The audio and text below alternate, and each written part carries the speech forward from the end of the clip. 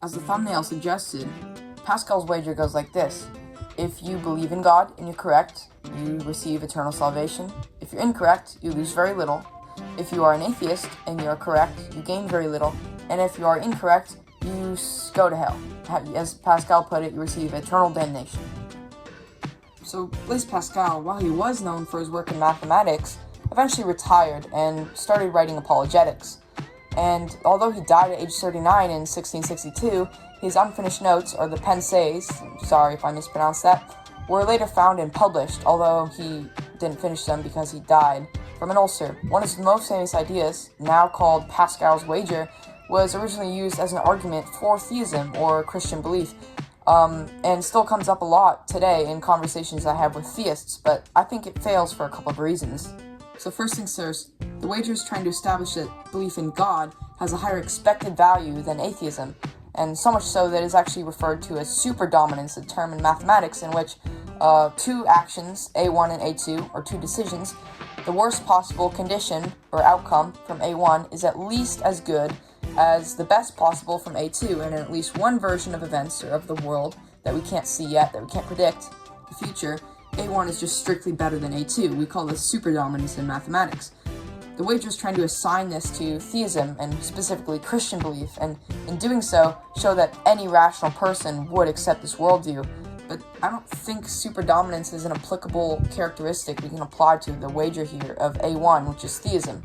The wager is trying to assign an expected value of theism, and to do this, you multiply the reward of your outcome times the probability of that happening, and then you add 1 minus the probability of the reward times whatever the outcome is of something, of any alternative event. And this requires a few things. This requires A, an expectation of what the reward you receive and the utility level of that reward, and B, a probability of that happening, and then subsequently a probability you can calculate based off of that original probability of what else, any other version of events and how that would happen.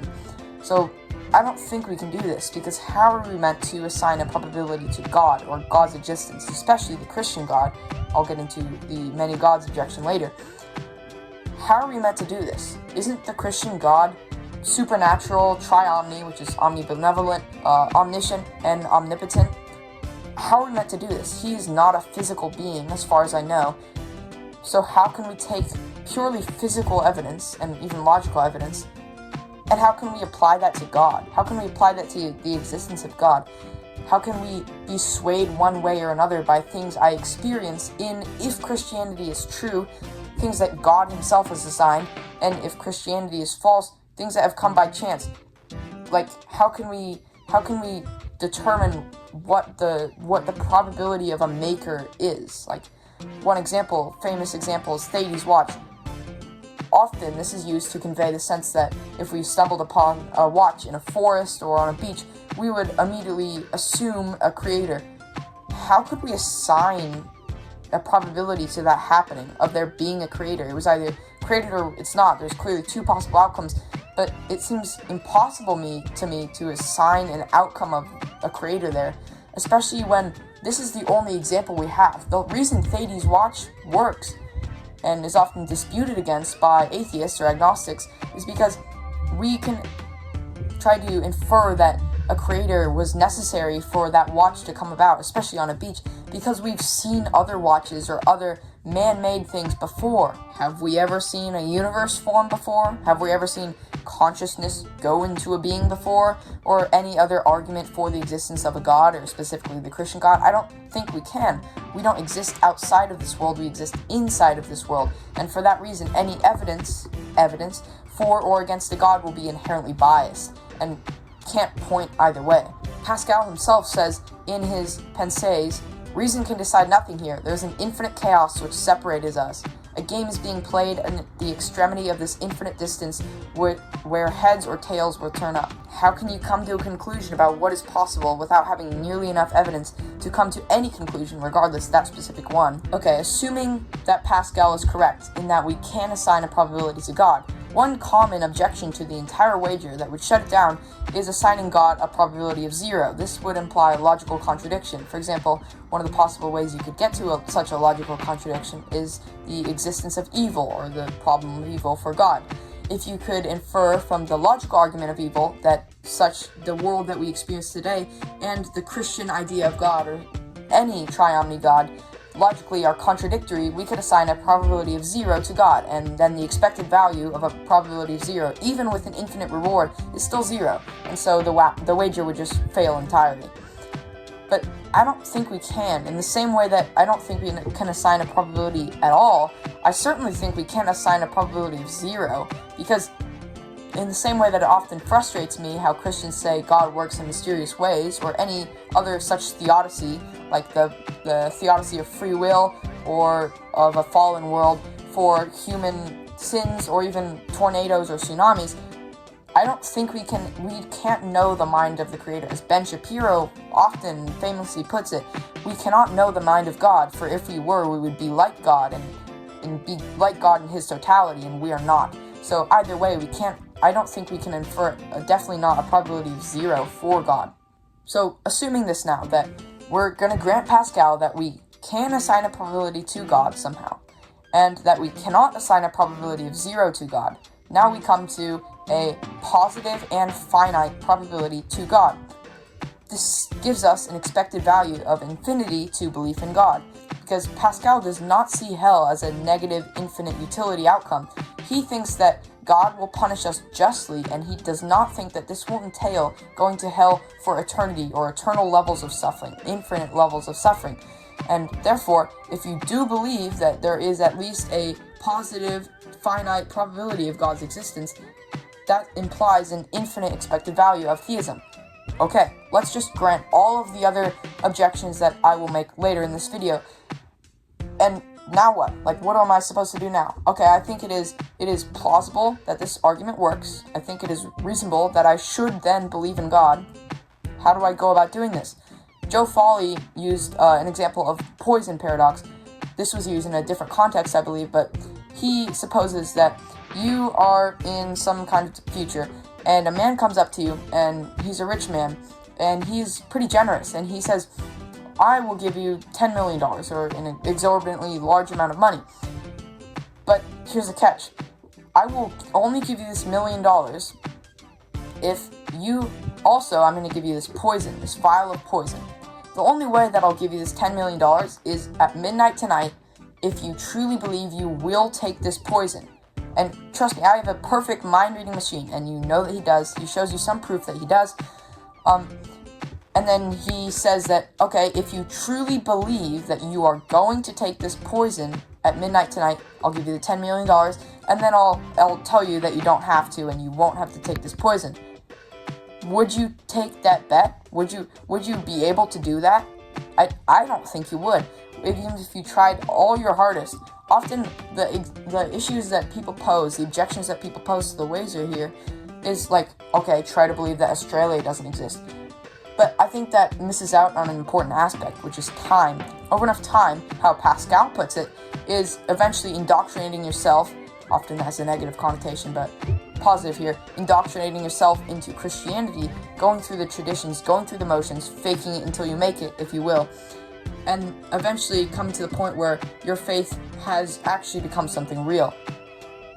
With this poison example, that incorporates time, granted a much smaller amount of time, but time nonetheless. Will you be able to believe that you are going to take that poison at midnight that night? I don't think you will, and I think the same goes for any amount of time that passes. I think you won't truly have a belief. You may act in accordance as if you had a perfect belief, but I don't think you will.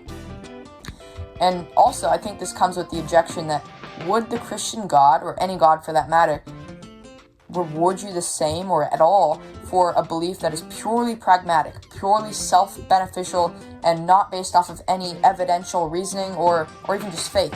Would he reward you for that? I don't think that he would. Someone that is purely selfish and pragmatic in their belief, or even just acting in accordance with a belief in God, I don't think he would reward you for that. So that's another objection I can make. There's 2 more objections I have, so if you want to stay and watch, I would greatly appreciate that. this one is one of the most common ones, if not the most common one, and that is the many gods objection. So Pascal is writing this in 1660 before he dies in 1662, and he's writing this in Paris. In Paris at this time, the only two main logical or reasonable worldviews are Catholicism and atheism. So it makes sense that either you believe in God, therefore you believe in the Christian God, or you don't believe in God, therefore you believe in no gods. But that's not actually how this works today. There are more than 4,000 religions, and many more growing every few centuries. So there are many gods you could apply the same logic to. As Diderot pointed out in 1746, an imam could reason just as well this way. And so really, you're not just believing in either the Catholic or Christian God, or you're an atheist. No, you either believe in the Catholic God, or you believe not in the Catholic God. That doesn't mean you're an atheist. That means you are either an atheist, or you believe in any other God, or not even God, deity. You could be a Buddhist, or something like that. And so, I don't think this really works, because any of those gods that give you an infinite expected value of belief in them, because they reward you an infinite amount, an infinite level of utility if your belief is true, all of those would have infinite expected values. And so any belief or acting in accordance with a belief in any of those gods would be just as reasonable under this argument. Now, Pascal actually anticipates this. He anticipates this objection, even though he's writing in the time that he is. And his response is, okay, in ties, specifically of infinite expected value, wouldn't it make sense to go with the one that has the highest probability? And yeah, that makes sense. If both of these things are going to give me infinite utility levels, I'm just going to go with the one that I think has the highest odds of happening. And aside from my objections previously to how assigning probabilities here seems problematic to me, also, doesn't this, think about what has just happened. The wager was trying to prove that regardless of rationality, as I quoted Pascal earlier, seems like belief in God should be warranted by logic alone. And this objection just reduced the argument to the normal argument for and against God. Now it's just back to evidential reasoning. Try to assign an arbitrary, yes, but still a probability for God.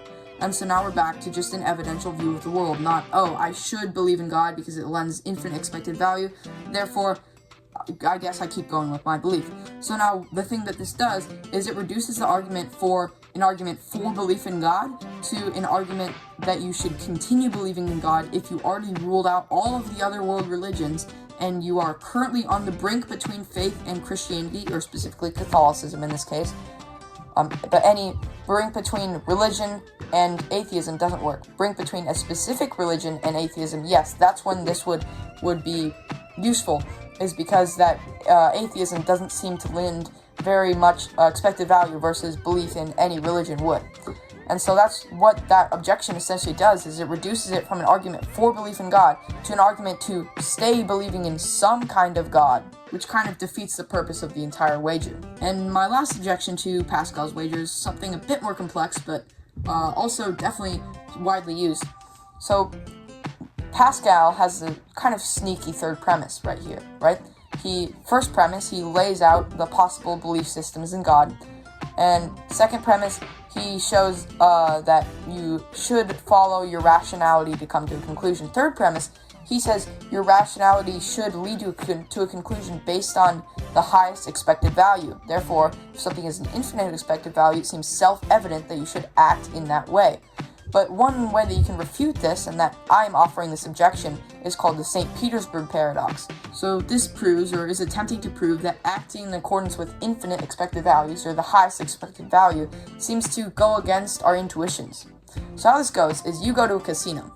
It is a perfectly fair dice. You somehow know for sure that it is 50-50 whether it lands heads or tails.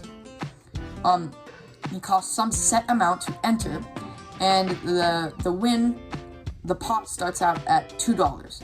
Every time you flip a coin, and if it's heads, the pot doubles, and you keep flipping until you flip a tails. How this works, right? If you spend X to enter, the prize begins at 2. So the prize is 2 to the X, where X is the number of times heads is landed on. The probability of you continuing to flip the coin is 1 over 2 to the X. These cancel out. Every time the probability of you flipping another heads gets reduced by half, but every time also the probability, the prize gets doubled. So you can add an infinite series of ones here, and this assigns an infinite expected value to the situation. So should I spend $100, $1,000, $1 million to play? I personally wouldn't. I don't think that seems logical at all. I'd spend at max $100, no more than that, because even though this provides an infinite expected value, just the odds seem to off-put me. So using an infinite reward, infinite utility level seems illogical to me. I don't think that will work. I don't think Pascal can use that here, because I think that kind of plays on our intuitions a bit, where I don't think acting in accordance with infinite levels of expected utility actually works. So yeah, you've made it to the end of the video. If you have, I greatly appreciate you. I'm just starting this channel. Any recommendations you have for my content is greatly appreciated. Please leave me a like and a subscribe would be wonderful, so I can help continue this content. Yeah, leave me any questions you have or any logical errors that you think I made are even more appreciated, because I'm always looking to improve my reasoning and my logic. Yeah, thank you for watching, and see you in the next one.